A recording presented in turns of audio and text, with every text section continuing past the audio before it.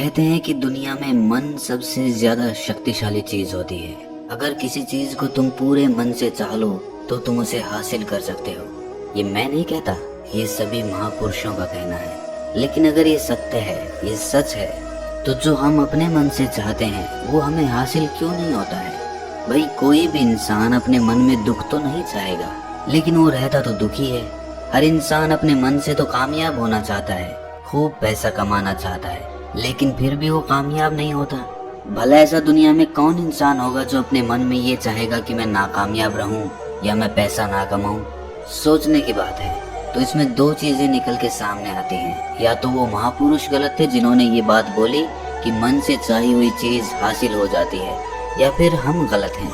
आज की कहानी जो मैं आपको सुनाने वाला हूँ उसमें आपको एक ऐसा मंत्र मिलेगा। उसे समझने के बाद आपको एक ऐसा मंत्र पता चलेगा जिससे आप ये समझ पाएंगे कि अपने मन से कोई भी चीज कैसे करवाई जाती है, मन में किसी भी बात का बीज कैसे बोया जाता है। ये इस कहानी से आपको अच्छी तरह से समझ में आ जाएगा। और इससे आप ये भी समझ पाएंगे कि आकर्षण का नियम, लॉ ऑफ अट्रैक्शन कैसे काम करता है। कहानी छोटी सी है लेकिन बहुत ही गहरी है। इससे पहले कि आप इस कहानी में खो जाएं, इस चैनल को सब्सक्राइब जरूर कर लें। तो चलिए कहानी शुरू करते हैं। एक बार की बात है, एक आदमी के जीवन में सिर्फ दुख ही दुख थे। वो जो भी काम करता उस बेचारे का वो काम पूरा ही नहीं होता। घर में आता तो घर में कलेश बना रहता, किसी से कोई मदद मांगता तो कोई उसकी मदद नहीं करता। ऐसा लगता था कि चारों ओर से दुखों का पहाड़ उसी पर टूट पड़ा है। उसे समझ नहीं आ रहा था कि मैं इन दुखों से पार कैसे पाऊं। वो दिन रात यही सोचता रहता कि अपने दुखों से छुटकारा कैसे पाना है। इसी कारण से वो रात में सो भी नहीं पाता था। उसकी आंखों के नीचे बड़े बड़े काले घेरे बन गए थे, जो इस बात का प्रतीक थे कि वो आदमी कितना दुखी है और कितना चिंतित है। कभी कभी तो उसके मन में आत्महत्या करने के भी ख्याल आते थे, लेकिन अपने परिवार की चिंता करके वो ये कदम नहीं उठा पाता था। वो इतना दुखी हो गया कि उसने निर्णय किया कि वो इन दुखों से छुटकारा पा के रहेगा। इसके लिए चाहे उसे कितनी भी मेहनत करनी पड़े, कुछ भी करना पड़े, चाहे अंगारों पे चलना पड़े, लेकिन इन दुखों से छुटकारा हासिल करके रहेगा। ऐसे ही एक दिन उसने अपने मित्र से पूछा कि मैं अपने जीवन को कैसे सुधारूं। उसके मित्र ने उसे बताया कि तुम किसी बाबा के पास जाओ। बाबाओं के पास ऐसा मंत्र होता है जिससे सारे दुख मिट जाते हैं, जीवन खुशियों से भर जाता है और धन संपदा भी हासिल हो जाती है। तुम किसी ऐसे बाबा को ढूंढ लो, बस तुम्हारा काम बन जाएगा। उस आदमी के मन में ये बात पूरी तरह से पक्की बैठ गई कि कोई बाबा ही मेरा दुख दूर कर सकता है, और इसीलिए उसे किसी भी बाबा के बारे में पता चलता तो वो उस बाबा के पास पहुंच जाता, उस बाबा को अपनी समस्या बताता और उससे उसका समाधान पूछता और कहता कि बाबा मैं कुछ भी करने के लिए तैयार हूँ, लेकिन मेरी इन समस्याओं से मुझे छुटकारा दिला दीजिए। आप जो कहेंगे मैं वो करूँगा, लेकिन मेरे जीवन को सुधार दीजिए। बाबा उसे कुछ टोने टोट के बता देते थे करने के लिए, और बदले में दान दक्षिणा ले लेते थे कि ये टोना टोटका करने के बाद तुम्हारे घर में सुख शांति बनी रहेगी, बस इस टोटके को पूरी विधि के साथ करना।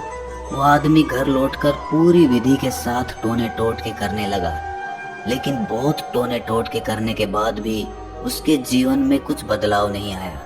इसके विपरीत उसका जीवन और ज्यादा दुखी हो गया। जो भी बाबा उसे टोना टोटका देता था वो बदले में उससे दान दक्षिणा लेता था, जिससे उसका धन भी धीरे धीरे खत्म हो रहा था। इससे उसके जीवन में दुख और ज्यादा बढ़ गए। तब उसे लगा कि बाबाओं के पास जाने से तो मेरे जीवन में दुख कम होने की बजाय बढ़ते ही जा रहे हैं, तो मुझे क्या करना चाहिए? बाबाओं के पास जाऊं या ना जाऊं? फिर एक दिन एक आदमी ने उसे बताया कि तुम अपने घर में किसी पंडित को बुलाकर हवन करवा लो। हवन होगा, घर शुद्ध हो जाएगा। कोई भी बुरी ऊर्जा होगी घर में तो वो घर से बाहर चली जाएगी। किसी पंडित को बुलाकर पूरे विधि विधानों से मंत्रोच्चारण कराओ और हवन कराओ, जिससे घर में सुख शांति आए। उस आदमी के मन में ये बात बैठ गई और उसने एक पंडित को अपने घर पर बुलाकर हवन करवा दिया। हवन अच्छी तरह से संपन्न हुआ। बदले में पंडित ने भी अच्छी दान दक्षिणा ली और उसके बाद वो वहां से विदा हो गया। लेकिन कुछ दिनों के बाद उस आदमी को महसूस हुआ कि उसके जीवन में अब भी कोई बदलाव नहीं आया है। अब वो आदमी पूरी तरह से दुखी हो गया और ज्यादा परेशान हो गया। अब तो उसे लगने लगा था कि मेरे जीवन में से दुख कभी खत्म ही नहीं होंगे। और यही सोच सोच कर उस आदमी का बुरा हाल हो गया था। फिर एक दिन उसे अपने मित्र से एक ऐसे बाबा के बारे में पता चला जो समाधान बताने के लिए कोई दान दक्षिणा नहीं लेता था। उस आदमी को लगा कि ये बाबा दूसरे बाबाओं की तरह नहीं हो सकता, क्योंकि ये दान दक्षिणा तो लेता ही नहीं, और अगर दान दक्षिणा नहीं लेता तो ये सच में कोई सिद्ध बाबा होगा। और यही सोचकर वो उस बाबा के पास पहुंच जाता है। जब वो आदमी वहां पर पहुंचता है तो वो बाबा ध्यान में बैठे हुए थे। ये देखकर वो आदमी वहीं पर चुपचाप बैठकर ध्यान से बाहर आने का उनका इंतजार करने लगा। थोड़ी देर बाद बाबा ने आंखें खोली तो सामने एक दुखी और परेशान युवक को बैठे देखा। वो उसकी आंखों के नीचे काले घेरे देखते ही समझ गया कि ये आदमी अपने जीवन से कितना परेशान है। उसे संबोधित करते हुए बाबा ने पूछा कि बच्चा, क्या चाहते हो? बाबा के पास क्या लेने आए हो?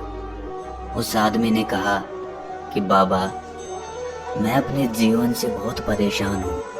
मैंने इन दुखों को दूर करने के लिए बहुत सारे रास्ते अपनाए। हर वो तरकीब करके देखी जो किसी बाबा ने मुझे बताई। हर वो काम किया जो किसी भी इंसान ने मुझसे करने को कहा, लेकिन मेरे जीवन में दुखों में कोई कमी नहीं आई। बाबा, इसके विपरीत मेरे जीवन में दुखों में बढ़ोतरी हो गई। मुझे समझ नहीं आ रहा है कि मैं क्या करूं।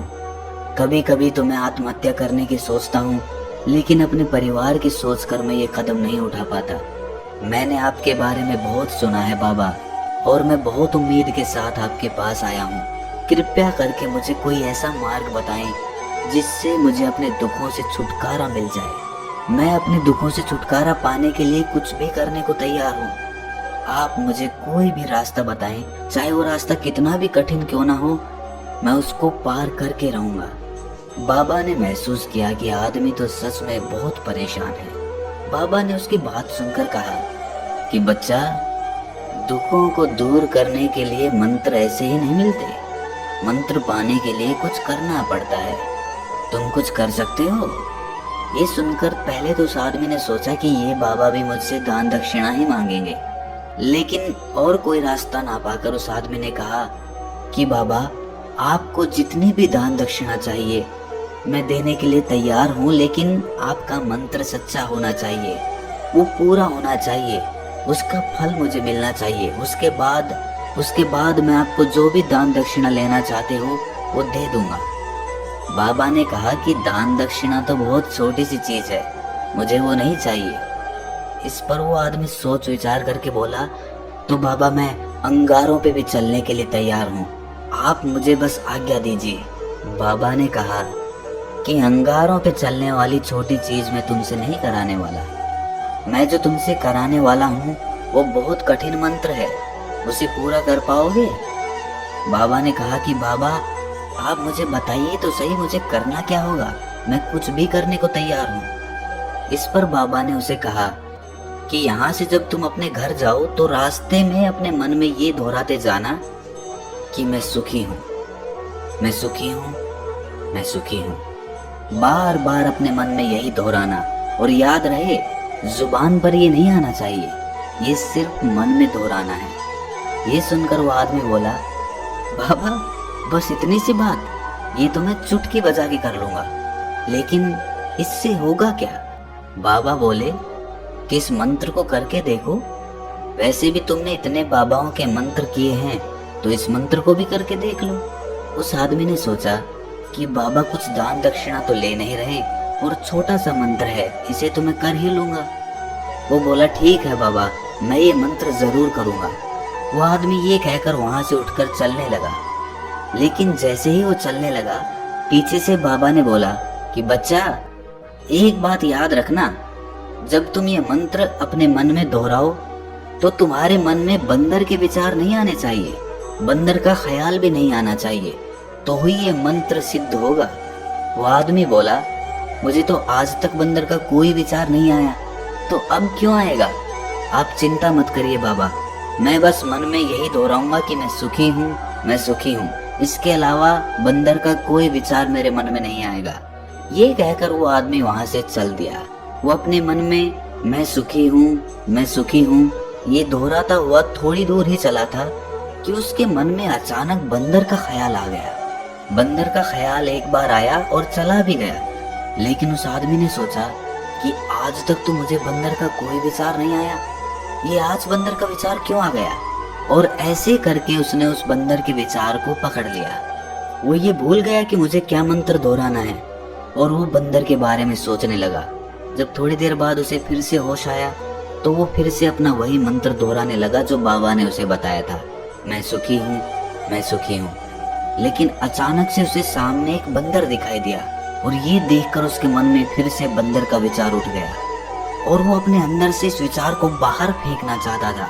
वो चाहता था कि मेरे अंदर किसी भी तरह बंदर का विचार ना आए, लेकिन उसे तो सामने बंदर ही दिखाई दे गया। ऐसे ही जद्दोजहद करते करते वो घर पे पहुंचा और घर पे पहुंचने के बाद अपनी पत्नी को कहा कि हे बंदरिया, मुझे खाने में बंदर परोस दो। और जब उसे एहसास हुआ कि उसने क्या बोल दिया तो वो अपने बाल नोचने लगा। वो दीवारों में सर मारने लगा कि आज तक मुझे बंदर का कोई विचार नहीं आया और आज मुझे ये क्या हो गया है कि मुझे हर जगह बंदर ही बंदर नजर आ रहे हैं, ये कैसी माया है। यही सोच सोच कर वो आदमी रात भर सो नहीं पाया। रात भर करवटें बदलता रहा और सुबह उठकर सीधे उसी बाबा के पास पहुंच गया और उसके चरणों में गिरकर कहा कि बाबा, पता नहीं क्या चमत्कार हो रहा है, आज तक मुझे बंदर का कोई विचार नहीं आया, लेकिन कल से जब से आपने मुझसे कहा कि बंदर का विचार नहीं आना चाहिए, तब से मुझे हर जगह बंदर ही बंदर नजर आ रहे हैं। उस आदमी ने कहा कि बाबा, मुझे तो आपके पीछे पेड़ पर बैठा हुआ बंदर भी केले खाता हुआ दिखाई दे रहा है, ये हो क्या रहा है बाबा। ये सुनकर बाबा हंसने लगे। बच्चा, मन का जाल एक ऐसा जाल है जिसे समझ पाना इतना आसान नहीं है। बंदर तो तुम्हारे रास्ते में पहले भी आते थे। जब तुम मेरे पास आए थे तो इन्हीं पेड़ों पे ये बंदर घूम रहे थे, लेकिन तब तुम्हारे ध्यान में ये बंदर नहीं था, तब तुम्हारे ध्यान में सिर्फ अपने दुख थे। इसके बाद बाबा ने उसे बताया कि बच्चा, हम जिस चीज से भी दूर भागना चाहते हैं वही चीज हमारे मन में बहुत गहरे में प्रविष्ट हो जाती है, वो हमारे अंतर मन में समा जाती है। असल में हम जिस चीज से भी छुटकारा पाना चाहते हैं उससे छुटकारा इसीलिए पाना चाहते हैं कि वो हमारे साथ बहुत गहरे से जुड़ी हुई है, और हम जितना ही उससे छुटकारा पाना चाहते हैं वो उतनी ही गहरी हमारे मन में बैठती चली जाती है और आखिरकार वो हमारे अंतर मन में छा जाती है। ऊपर से तो हम चाहते हैं सुखी होना कि मैं सुखी हूँ, सुखी हूँ, हमारे होठ भी यही बोलते रहते हैं, लेकिन हमारे मन में दुख समाये होते हैं। हमारे विचारों में, हमारे मन में हमें दुख ही दुख दिखाई देते हैं। इसीलिए अपनी जुबान से बार बार ये बोलने से कि मैं सुखी हूँ, मैं सुखी हूँ, हम सुखी नहीं होंगे जब तक ये मंत्र हमारे अंतर मन में प्रविष्ट नहीं होगा। इस पर उस आदमी ने पूछा कि बाबा, लेकिन ये मंत्र हमारे अंतर मन में प्रविष्ट कैसे होगा। ये सुनकर बाबा ने कहा कि बच्चा, अपने दुखों से लड़ना बंद कर दो। जब तक तुम अपने दुखों को दूर करने की सोचते रहोगे तब तक वो दुख तुमसे चिपके रहेंगे, तब तक वो दुख तुम्हारे अंतर मन पर अपना राज जमाए बैठे रहेंगे। और जिस दिन तुम उन दुखों के बारे में सोचना ही छोड़ दोगे, उन दुखों से छुटकारा ही नहीं पाना चाहोगे, उसी दिन से तुम्हारी जिंदगी से दुख गायब हो जाएंगे। क्योंकि किसी भी चीज से छुटकारा पाने के लिए हमें उस चीज के बारे में सोचना पड़ता है, और हम जितना ही उस चीज के बारे में सोचते हैं वो उतनी ही गहरी हमारे मन में प्रविष्ट होती चली जाती है। हम अधिकतर समय दुखों के बारे में ही सोचते हैं। हम यही सोचते हैं कि हमारे जीवन में दुख है और हमें इससे छुटकारा पाना है। इसी वजह से बार बार सोचने से वो दुख हमारे अंतर मन में प्रविष्ट हो जाते हैं और हमें एहसास भी नहीं होता। इसीलिए अगर तुम दुखों से छुटकारा पाना चाहते हो तो दुखों से छुटकारा पाने के बारे में सोचना छोड़ दो, तुम्हें दुखों से छुटकारा मिल जाएगा। अक्सर आदमी धूम्रपान छोड़ना चाहता है, शराब छोड़ना चाहता है, सुबह अपने आप से ये वादा करता है कि मैं कोई भी गलत काम नहीं करूंगा, लेकिन शाम को जब लौटता है तो नशे में चूर होकर लौटता है। ऐसा क्यों होता है कि जो हम सोच रहे हैं वो पूरा कर ही नहीं पा रहे हैं? असल में हम उस चीज को बहुत ज्यादा तवज्जो दे रहे हैं, उस चीज को बहुत ज्यादा अहमियत दे रहे हैं। जब भी हम उस चीज को छोड़ने के बारे में सोचते हैं तो हम उसकी इम्पोर्टेंस यानी कि विशेषता और ज्यादा बढ़ा देते हैं। हमारा मन उस चीज के बारे में जितना ज्यादा सोचेगा, शराब या धूम्रपान छोड़ने के बारे में जितना ज्यादा सोचेगा, हमारा मन उतना ही उस चीज के पीछे ज्यादा भागेगा। हमें उस चीज से लड़ना नहीं है, बल्कि बिना सोचे गुजर जाना है। और अगर इस मंत्र को हम समझ लेते हैं तो हम अपने जीवन में जो भी पाना चाहते हैं उसे अपने अंतर मन में डाल सकते हैं। और एक बार वो लक्ष्य हमारे अंतर मन में बैठ जाता है तो फिर सफलता पाने में कोई समस्या नहीं आती, कोई दिक्कत नहीं आती। तो दोस्तों, कैसी लगी आपको ये कहानी कमेंट सेक्शन में ज़रूर बताएं, और अच्छी लगी तो इस चैनल को सब्सक्राइब करना ना भूलें। तो मिलते हैं अगली कहानी में।